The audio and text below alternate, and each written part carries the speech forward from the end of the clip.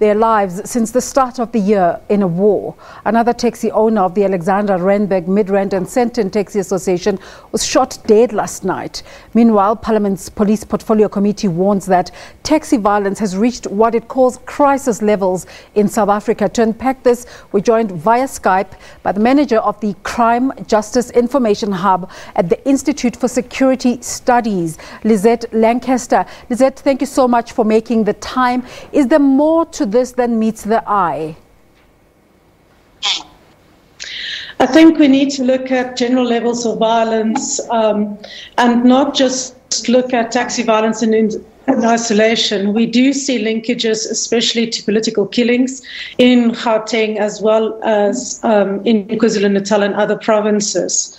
It is clear that the hitmen that are used in taxi industry disputes are also used in political violence, and it is now absolutely crucial that we get the criminal justice system to play a part in apprehending these hitmen as well as the taxi bosses and the contractors behind these killings.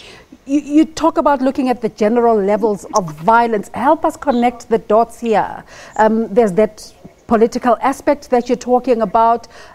Recently, we've been talking about crime in terms of the money vans. Where can we connect the dots to see what the overall story is? We can start with just looking at violence in general.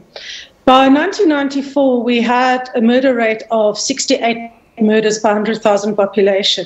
That's also the year that we had the highest number of taxi violence deaths, namely 330. We've seen decreases. By 2011, we have more than halved our murder rate. We saw decreases in the taxi industry killings as well as political killings. But since 2011, we've seen sharp increases again. And a lot of us are connecting the dots that it has got to link with hitmen that has branched out. They are instrumental in taxi industry security, but they also play a role in political violence and other type of assassinations. And it's also in line with problems we've seen with new circulation of guns on our streets because of certain inefficiencies within the police.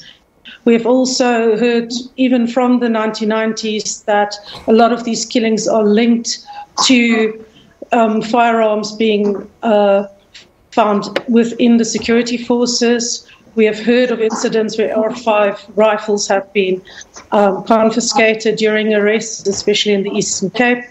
So this is a big problem that has many tentacles, and we need to see very specialized operations now to try and root this out.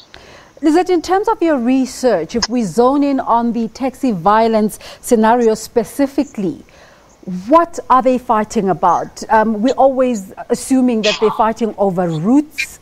Is this the case? There are enough routes to fill up the entire sector and market, aren't there? So the taxi violence started in 1987 when we saw the deregulation of taxi routes. And it seems that it's been difficult for the Department of Transport to have a clear and rational allocation of these taxi licenses. We have heard in recent years and actually across all these decades that there's been widespread corruption and allocation of licenses.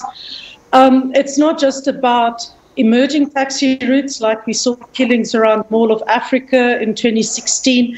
It's also to do with existing lucrative taxi routes, as well as people vying for power in taxi associations. That ugly word rears its head up again, corruption in the allocation of licenses. To what extent can we say that the fighting is as a result of this phenomena? it's something that needs to be investigated further. We have seen from work from the assassination witness at UCT that there are these allegations, and that it is really important that there's closer cooperation with the Department of Transport to see what the issues are.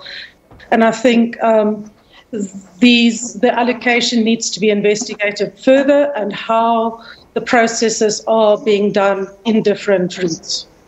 Throughout our conversation, you have mentioned the need for the police system and the criminal justice system to up their game. What are they missing? We have heard, and it's been clear even since the 90s, that the police are heavily involved in some of these hits, that it's often police that are used as hitmen or as are protecting the hitmen. And it's really important that people believe that they will be caught. So we do need this to be taken seriously by the criminal justice system. We need prosecutor-led investigations where we know that there will be successful convictions. Only once people know that they will be caught and they cannot pay off or intimidate witnesses, prosecutors, and the police will we be able to start curbing this type of violence. It's a worrying development, and we'll keep talking about it, but thank you so much for your time.